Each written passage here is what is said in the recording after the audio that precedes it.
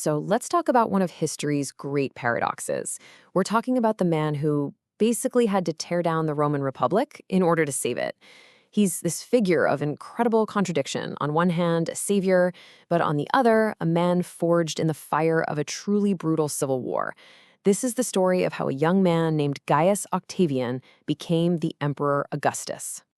Okay, let's just jump right into this, because this is the whole puzzle. On one side, you have the man, Octavian, a warlord, plain and simple. He won a vicious civil war and used these things called prescriptions to, well, hunt down and kill his enemies. Ruthless doesn't even begin to cover it. But then, on the other side, you've got the myth of Augustus, the guy who brought in the famous Roman peace, the one they called a father of the country. They almost saw him as a god. It's like we're talking about two completely different people. So yeah, that's the big question for us today, isn't it? How on earth does a man with that much blood on his hands become the poster boy for peace and stability for centuries to come? How did Octavian, the man, so successfully engineer the myth of Augustus? To really get the myth, you've got to understand the man first. And his story, well, it doesn't start with grand speeches and shiny new buildings. No, it starts with raw ambition, betrayal, and a whole lot of blood.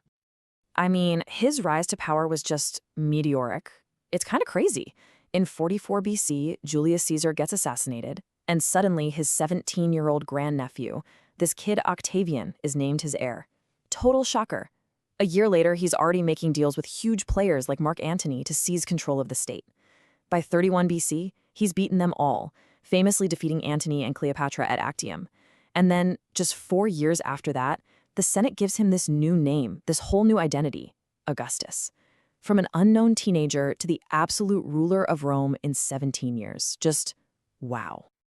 And make no mistake, this rise to power was absolutely brutal. This alliance he formed, the triumvirate, wasn't just political maneuvering. It was a machine for wiping out the opposition. They used proscriptions, which were basically state-approved hit lists, to get rid of thousands of their enemies. And the historian Suetonius, writing later, said that Octavian was the most merciless of the three. Some accounts even describe this absolutely chilling scene where 300 prisoners were sacrificed at an altar to his great-uncle, the now godlike Julius Caesar. And if you want a perfect snapshot of this cold-blooded nature, look no further than his own reported words. After one particular siege, prisoners were on their knees, begging for their lives, and Octavian's only reply was, "You must die." That's it. This is not the father of the country talking. No way. This is a young warlord securing his power through pure terror. Okay, so he's a ruthless warlord. Got it. But, brute force only gets you so far. You can't rule by fear forever. To hold on to power for more than 40 years, Augustus knew he needed something else. He needed a whole new blueprint for how to rule. And his solution was just brilliant, politically speaking, the Principate. See, he never called himself a king or a dictator. Remember, those words got his great-uncle Caesar killed. Instead, he took the title Princeps, First Citizen. It was a genius bit of marketing. He set up a system where he held all the real power, but he kept all the decorations of the old republic. The Senate still met, the traditions were observed. It was a monarchy disguised as a republic. So just how total was this control? Well, let's just tick the boxes, shall we? Military. Yep, he commanded pretty much every legion, and even created his own personal army, the Praetorian Guard. Financial. All the state's money essentially flowed through him, not to mention his own staggering personal fortune. Political. He had the power to veto any law or any other politician he didn't like. And administrative, he controlled who got all the important jobs, making sure everyone owed him their careers. He had absolute power in everything but name.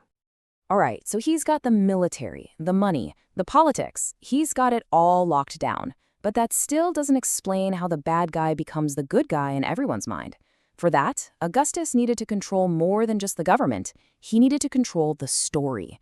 And this is where the real myth-making begins. And what was his master stroke, his ultimate tool for crafting the myth? It wasn't a new law or a grand temple. It was a poem. He commissioned a piece of literature that would become a cornerstone of Western civilization, Virgil's Aeneid.